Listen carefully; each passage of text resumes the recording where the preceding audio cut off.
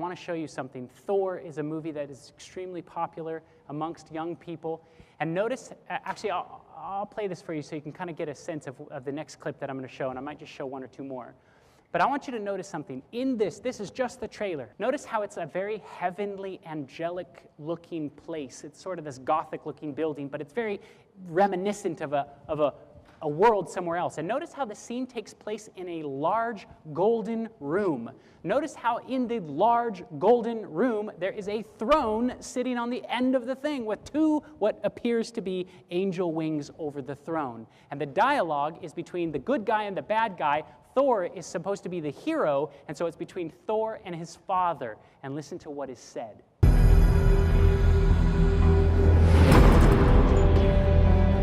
I have sacrificed much to achieve peace.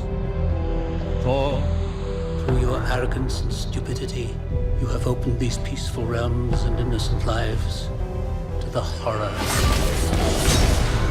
and devastation of war. You are a vain, greedy, cruel boy.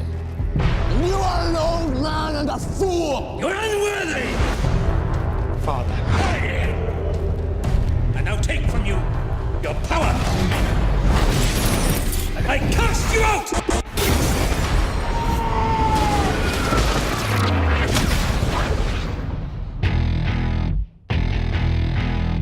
Please open your eyes. Oh, no, this is Earth, isn't it? Where he comes from? Here's what he says. When he's talking to his father, he says, "You're a great, vain, greedy, cruel boy. You traded peace for war. I now take from you your power, and I cast you out in a bolt of lightning down to earth." Let me ask you a question. Who is full of vain, greed, traded peace for war, created this whole mess that we're in the first place, and was cast down to earth in a bolt of lightning? Do you know how many of our youth are watching this? Ask them. It's sobering. Transformers. Another one of the most popular films that has sucked many of our church members into. You have two different sides. One called the Autobots and one called the Decepticons. The Decepticons are the ones that they're saying, look, this is their movie poster right here, and I'll point this out because I want to show you how deceptive even the movie posters are. It tells you psychologically to destroy the Decepticons. It tells you psychologically to protect the Autobots, okay? So these are the good guys. Here, this is the supposedly good guy of the movie, and he's explaining what the entire Transformers story is all about. So listen to what he says. Before time began, there was the Cube. We know not where it comes from, only that it holds the power to create worlds and fill them with life. That is how our race was born. For a time, we lived in harmony. But like all great power, some wanted it for good, others for evil. And so began the war. The information that's told to you in the very beginning of the film, this is the opening scene of the film, is there is a war in the galaxy. There is this thing called the Cube that has the ability to create worlds and fill them with life. My Bible only tells me there is only one thing on the face of this entire universe that has the ability to create a world and fill it with life, and who is that? Jesus. Here is the entire premise of the entire Transformer series right here. Freedom is the right of all sentient beings. You all know there's only one way to end this war. We must destroy the Cube. Psychologically put into everybody's mind. The only way to end this war is to destroy the very thing that has the ability to create worlds and fill them with life. Now does it make sense why it says protect them and destroy the bad guys?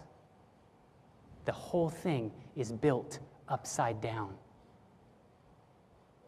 You wonder why we have so many youth leaving the church, myself included. Do you know that I'm no different than anyone else that has sat there and filled my head with so many of these movies? I left the church, brothers and sisters. I moved to Hollywood. I started working for this industry because I thought that that's what would give me happiness in life. and I stopped reading this. I stopped my relationship with God. If you watch more movies than you read your Bible, I want you to pay attention to that. I could stand up here and show you example after example after example. Any of these new movies that are coming out, I don't even have to look very far. All I do is look at the movie poster. I don't even got to watch the trailer anymore because this entire movie is about when the world needs a hero they call the villain. Brothers and sisters, we are engaged in a full-blown war. And this war is to replace your relationship with Jesus Christ. Ephesians 5 tells me, redeeming the time because the days are evil. Time is so precious to us, brothers and sisters. Time is as gold. If we would at last share in the reward of the righteous, we must wisely improve the time of our probation. Moments are more precious to us than gold. Put on that armor of God. The night is far spent. The day is at hand. Let us therefore cast off the works of darkness and let us put on the armor of light. And you know what I think is so beautiful about the armor? What is the armor? Is the armor to do battle? Is it really? Because the armor, it is the belt of truth, the helmet, a hope for salvation. All of these things, these are Christ.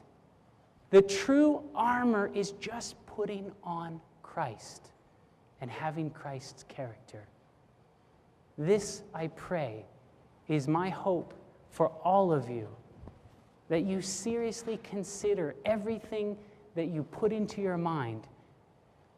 Be not wasteful of those precious moments in idle things that have no bearing on eternal things. We don't have the time anymore.